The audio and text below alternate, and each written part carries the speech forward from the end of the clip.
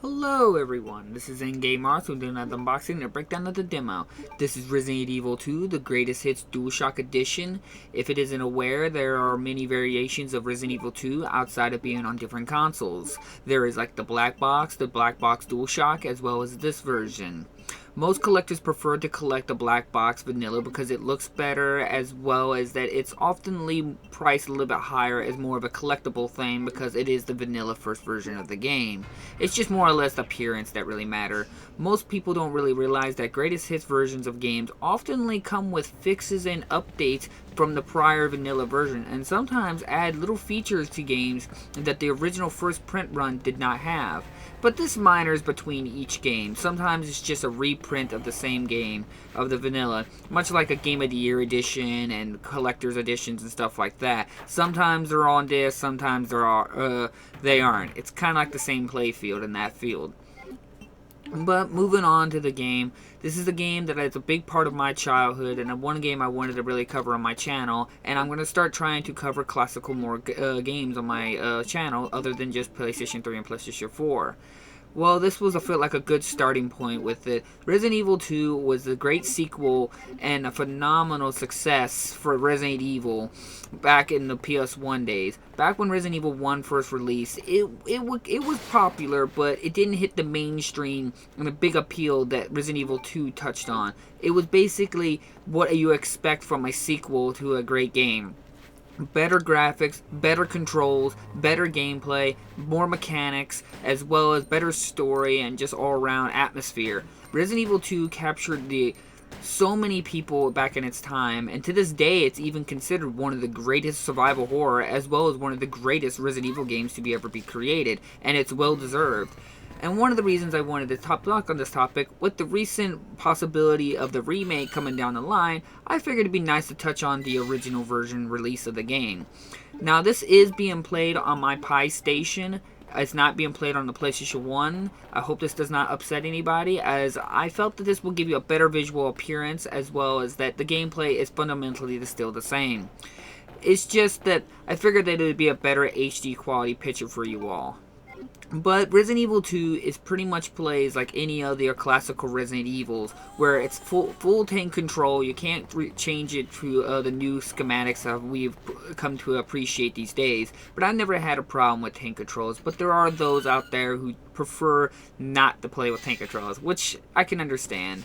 But the game works, like I said, pretty much just saying you run around finding ammo with very limited ammo, of course, with very limited of health supply items, and it's all about survival of what lack of supplies you got. Basically, what Resident Evil 7 touched on is what the classic ones used to be, where you could not go around blasting away at everything that you've seen. You had to be very strategic on how to use your ammo and resources.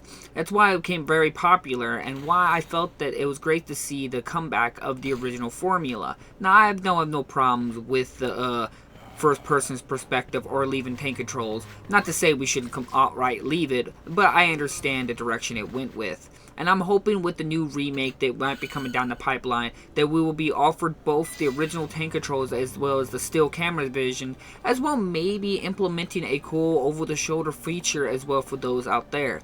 But if I had to choose, please provide it the same way as the HD remake they did of Resident Evil, the first one, where it pretty much just is the same game, but with a little bit more forgiving control schemes, as well as featuring the original. Now, Resident Evil 2 is pretty much the same, as I state this before again, is that you didn't like upgrade your weapons and stuff like that. There was no money system or anything like that. Now, you did find parts in the game that would improve your weaponry, but you had to reach that certain point in the game. There was no store, in-game mechanic stuff like that. You just played it, beat it, and that was it. Now, Resident Evil 2, though, offered many more replay value due to the sheer fact you had so many directions and not just directions, but outcomes that could be played out. Since it's got 2 discs, you can play both Leon and Claire and have different perspective of which way you want to go about it. If you play with Leon, you would have route Leon A and Claire route B. But if you played with Claire's disc, you would have Claire route A and Leon route B. It was a really interesting concept, and I really appraised them for the experiment that this game implemented that many games out there did not have. And it should be really praised for that. It's something what they were trying to do with Resident Evil 6, but didn't reach the same kind of level. But you can see where they were trying to go with it. And Resident Evil 2 is one of those games that I could always come back and play and really enjoy.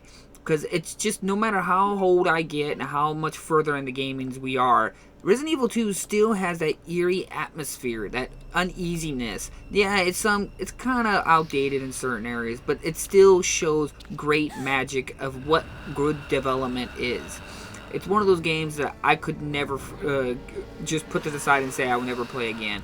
And anyone told me that I would have to stop playing it, I couldn't, because Resident Evil 2 is just a gem of a game to my opinion. Should you get it? Of course you should get it. If you can play it in any way you can, I recommend it. There are many versions of the game outside of just on console. You can emulate it as well, and it's well worth to do so.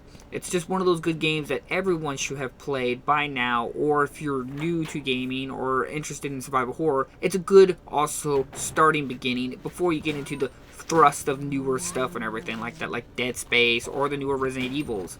It's a good way to look back to the originals. It's a good game, and a game I will cherish all my life. So I will leave this video here. Hit that like and subscribe button if you want to see more videos from me. Let me know what you think about doing some retro unboxings like this. I would really like some feedback. I would like to cover more games outside of just doing PlayStation 3 and PlayStation 4. So thank you all for watching, and I'll see you guys on my next episode. Bye bye.